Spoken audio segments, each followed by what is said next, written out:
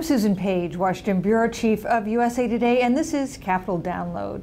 We're joined by Texas Senator Ted Cruz, a contender for the Republican nomination in 2016. Thanks so much for joining us. Well, Susan, great to join you. You are the author of a new book. It's just out, titled A Time for Truth, Reigniting the Promise of America. And I have to say, in the passages about your growing up years, you come off as kind of a troublemaker.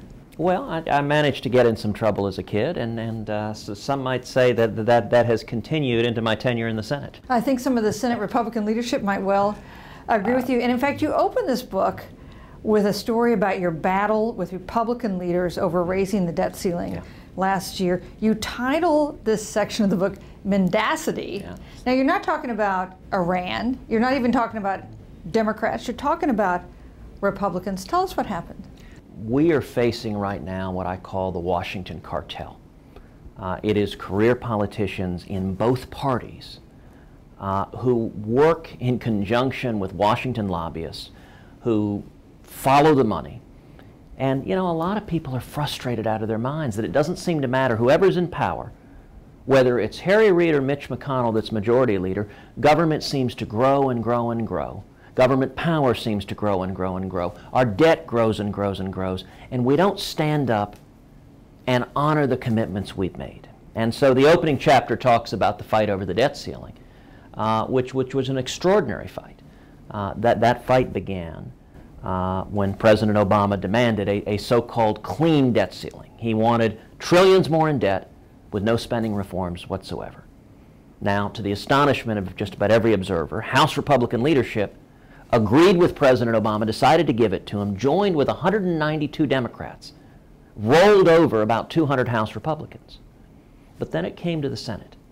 And the week we took it up, the ordinary rules of the Senate are that in order to move to proceed to a debt ceiling, it takes 60 votes. That's the way the Senate's operated for years. Any rule can be changed, however, by unanimous consent, which takes the affirmative agreement of all 100 senators. The week we took that up, that Tuesday, we went to the Senate Republican lunch, and our leadership stood up in front of us and asked every Republican senator to agree to lower the threshold for Harry Reid to take up the debt ceiling from 60 votes to 50 votes. And our leadership told us every one of us should enthusiastically agree for two reasons. Number one, if we do so, then it would happen. And hallelujah, hallelujah, every one of us wanted the debt ceiling raised, trillions more in debt with no spending reforms. Leadership was afraid of this issue. They didn't want to fight on this issue. They wanted to kick the can down the road. But number two, they said, if we agreed, then the Democrats had the votes to do it on their own, which meant that every Republican could vote no. And we could go home and tell our constituents we opposed the thing we just consented to allow happen. And I have to say, I was sitting there. I didn't go into that lunch actually intending to pick a fight, but as I sat there listening to it, I was astonished. And I finally raised my hand. I said, listen, there's no universe in which I can agree to that.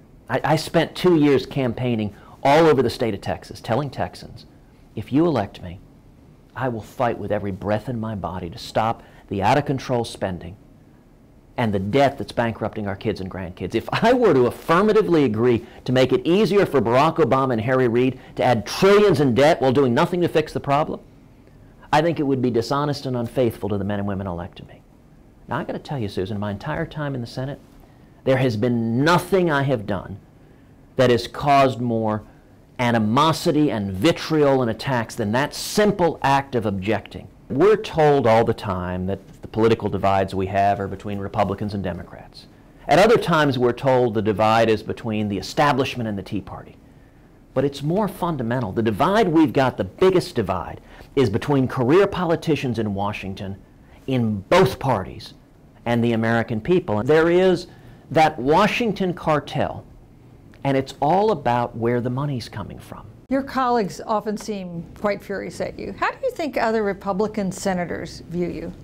Well, you know, look, one of the things I quote in the book is some of the nasty things they've said about me. You may recall Wendy Davis, who was the Democratic nominee to be governor in Texas, and she thankfully lost. But one of the quotes from a senior Republican aide, anonymous, was Wendy Davis has more balls than Ted Cruz. Another Republican aide said Ted is Jim DeMint without the charm. And how does the Washington cartel maintain power? It uses two principal tools. One is money. When leadership is unhappy with you, they cut off your money. The advice of the Washington consultants is always, always, always run to the middle. That advice is always the case. Republicans need to be more moderate, need to be more like Democrats. And I'll point out, the press often echoes that. Yes, yes, yes, Republicans should be more like Democrats. That's a very wise approach. Every time we do that, we lose.